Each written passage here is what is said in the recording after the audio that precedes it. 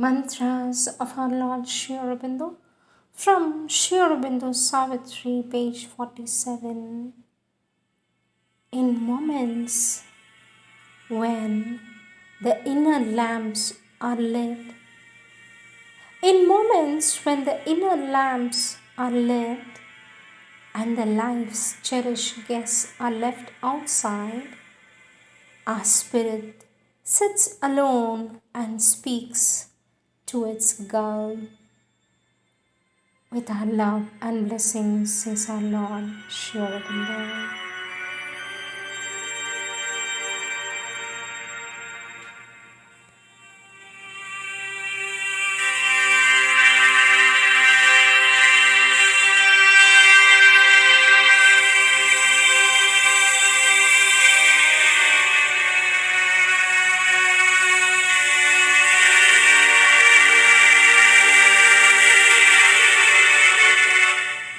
Words of our Divine Mother, taken from the collective works of our Divine Mother, Question and Answers, 1950-51, Chapter 22, date 22nd Feb 1951. Question, Sweet Mother, is there an experience which proves that one is living in the presence of the Divine?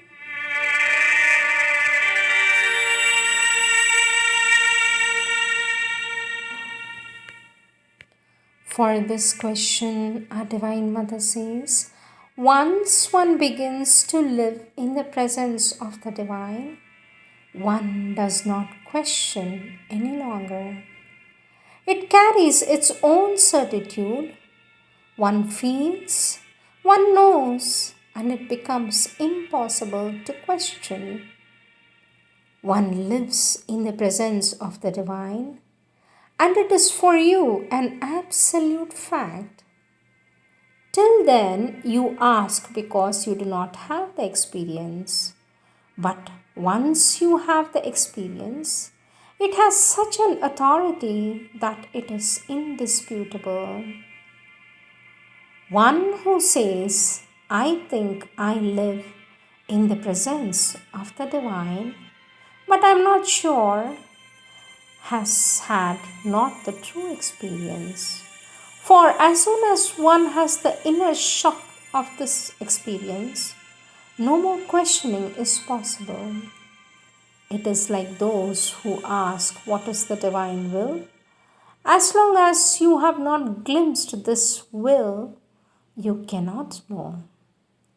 One may have an idea of it through deduction, inference, etc. But once you have felt the precise contact with the Divine will, this too is not disputable any longer, Our Divine Mother says, I add so that there may not be any misunderstanding. All experience has its worth only in the measure of the sincerity of the one who has it. Some are not sincere and fabricate wonderful experiences, and they imagine they have them. I put all that aside. It is not interesting. But for sincere people who have a sincere experience, once you have the experience of the Divine Presence, the whole world may tell you it is not true and you will not budge.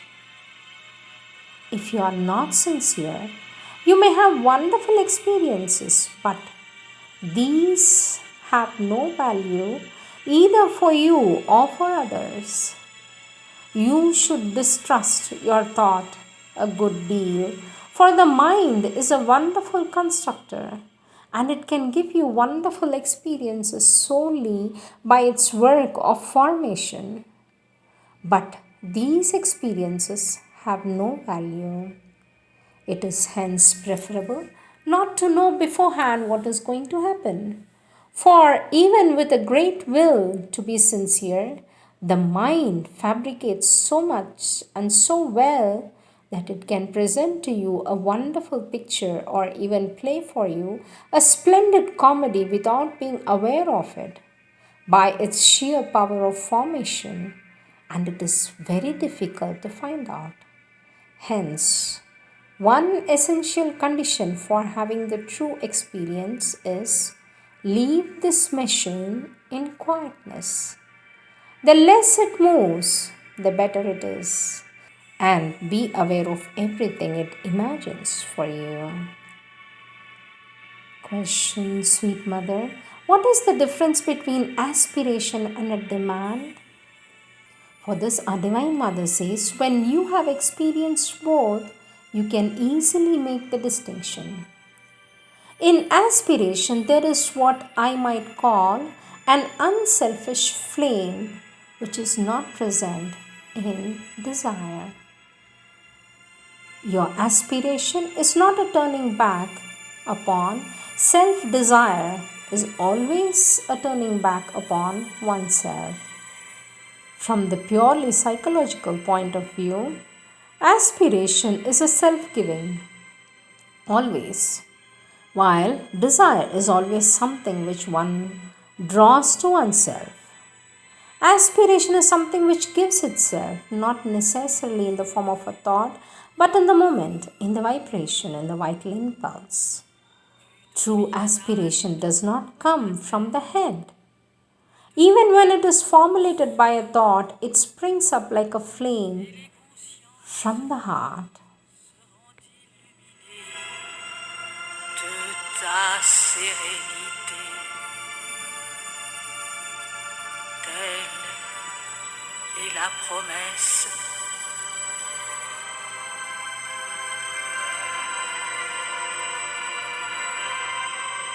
Thou wilt reign over all the earth with thy sovereign love, and the consciousness of men will be full of the light of thy serenity. This is the promise.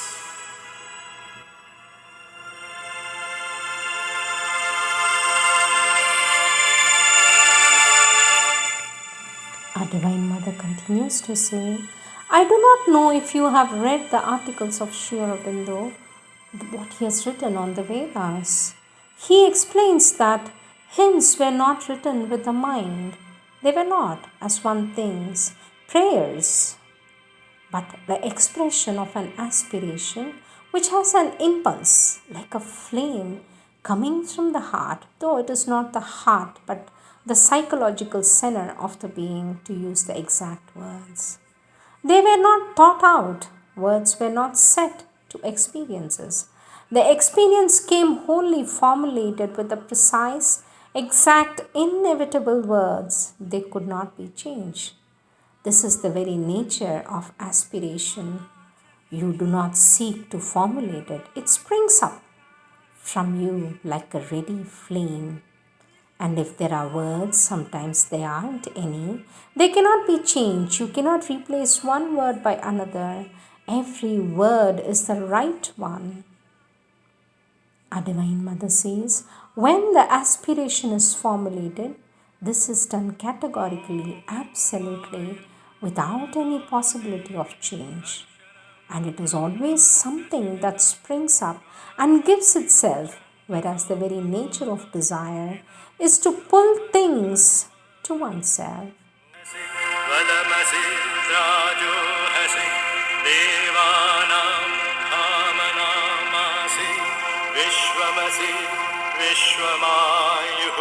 सर्वमसि सर्वायुः अभिभूरा ॐ आगच्छ वरदे देवी जपो मे सन्निधां भव गायन्तं त्रायतिन्यस्म गायत्री त्वमतः स्मृता ॐ सत्यम् ॐ आपो ज्योतिरसहोमृतं ब्रह्म भूर्भुवः स्वरो ॐ नीलोत्पलदलश्यामं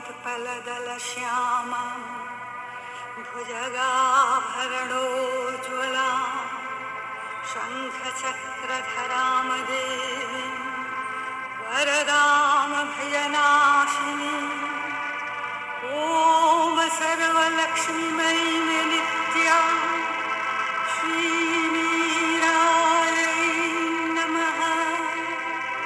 श्रीमीरायै नमः। श्रीमीरायै नमः।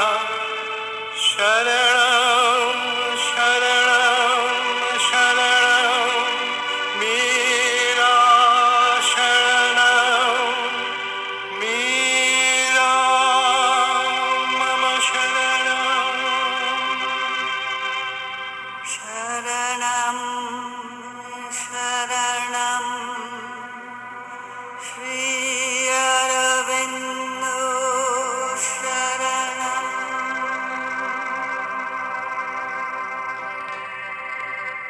Our Divine Mother continues to say, the essential difference between love in aspiration and love in desire is that love in aspiration gives itself entirely and asks nothing in return.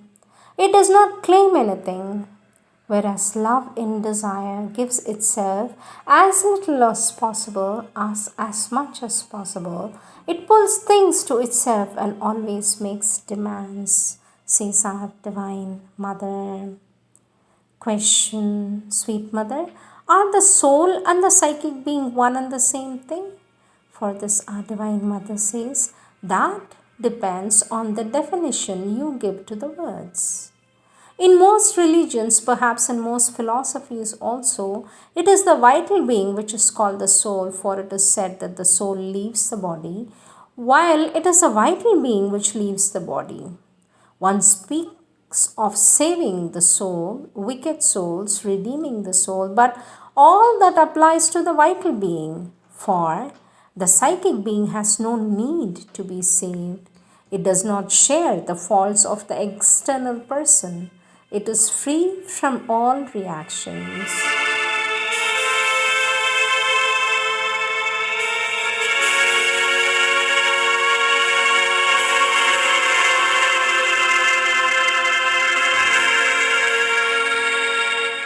On 24th Feb 1951, our Divine Mother continues to say, the other day I said that most of the time people do not have their psychic being within them. I would like to explain this in greater detail. Our Divine Mother says, you must remember that the inner beings are not in the third dimension. If you open up your body, you will find only the viscera of the body which are in the third dimension. The inner beings are in another dimension, and when I say that some men do not have their psychic being within them, I don't mean that it is not at the center of their being, but that their outer consciousness is so small, so limited, so obscure that it is not able to keep a contact, not only conscious but intimate, with the psychic being which extends beyond it everywhere.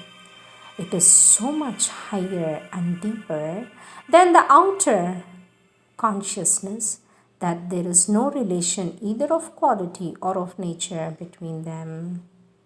Religions say that you have a divine spark in you. It is well they call it a spark, for it is so small indeed that it can be placed anywhere in the body without difficulty. But this does not mean that it is in the body. It is within the consciousness in another dimension. And there are beings who have a contact with it, others who haven't. Our Divine Mother says, but if you come to the divine presence in the atom, the image is easier to understand. For there you touch so infinitesimal a domain that you are on the borderline where you can no longer distinguish between the 2, 3 or 4 or 5 dimensions. If you study modern physics, you will understand what I mean. The moments constituting an atom are, in the matter of size, so imperceptible that they cannot be understood with our 3-dimensional understanding. the more so as they follow laws which elude completely this three dimensional idea. If you take refuge there, you may say that the divine spark is at the center of each atom.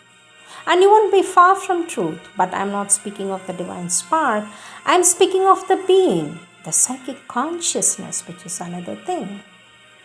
Our Divine Mother says the psychic being is an entity which has a form. It is organized around a central consciousness, and having a form, it has a dimension, but a dimension of another kind than the third dimension of the outer consciousness, says our Divine Mother.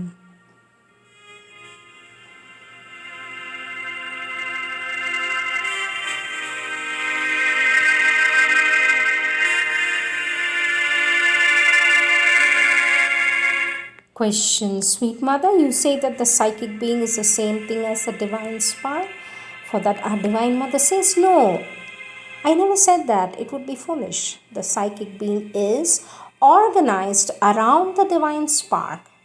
The divine spark is one, the universal, the same everywhere and everything, one and infinite, of the same kind and all. You cannot say that it is a being, it is the being. If you like, but not a being. Naturally, if you go back to the origin, you may say that there is only one soul, for the origin of the souls is the same, as the origin of the whole universe is the same, as the origin of the entire creation is the same. But the psychic being is an individual, personal being with its own experience, own development, own growth, its own organization. Only this organization is the product of the action of a central divine spark. But the day an external being, be it physical, mental, or vital, enters into direct, constant contact with the psychic being, one may say in the same way that the physical being of this person is organized by the central divine consciousness. The moment you put yourself in contact with it, submit yourself to it, you are organized by it, by the central divine consciousness. One may say that the body is organized, but it is a body, not a soul. The fact of being organized by this divine spark does not make it a soul.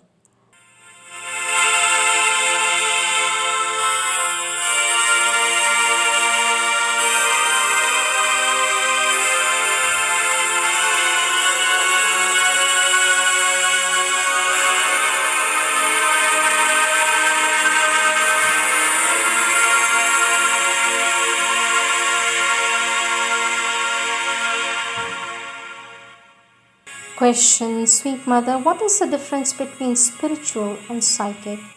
For this, our Divine Mother says it is not the same thing. The psychic is the being organized by the divine presence and it belongs to the earth. I am not speaking of the universe, only of the earth. It is only upon earth that you will find the psychic being. The rest of the universe is formed in a quite different way. The universe contains all the domains higher than the physical. There is a global physical comprising the mental, vital, etc. And all the domains above the mental are the domains of a spiritual world. Domains which are, for us, domains of the spirit. And this is the spirit which little by little progressively materializes itself to arrive at matter as we conceive it. The beings of the overmind, for instance, the beings of the higher regions have no psychic being. The angels have no psychic being. It is only upon earth that the psychic life begins. It is just the process by which the divine has awakened material life to the necessity of rejoining its divine origin. Without the psychic, matter would never have awakened from its inconscience. It would never have aspired for the life of its origin, the spiritual life. Therefore, psychic being in the human being is the manifestation of the spiritual aspiration, but there is a spiritual life independent of the psychic. Question, sweet mother, what is the most effective way of awakening the psychic being? For this, a divine mother says, but it is wide awake. And not only it is awake, it acts. But it acts, only you are not aware of it. It appears to you asleep because you do not perceive it. Fundamentally, without this kind of inner will of the psychic being, I believe human beings would be quite dismal, dull. They would have an altogether animal life. Every gleam of aspiration is always the expression of psychic influence. Without the presence of without the psychic influence, there would never be any sense of progress or any will for progress, says our Divine Mother.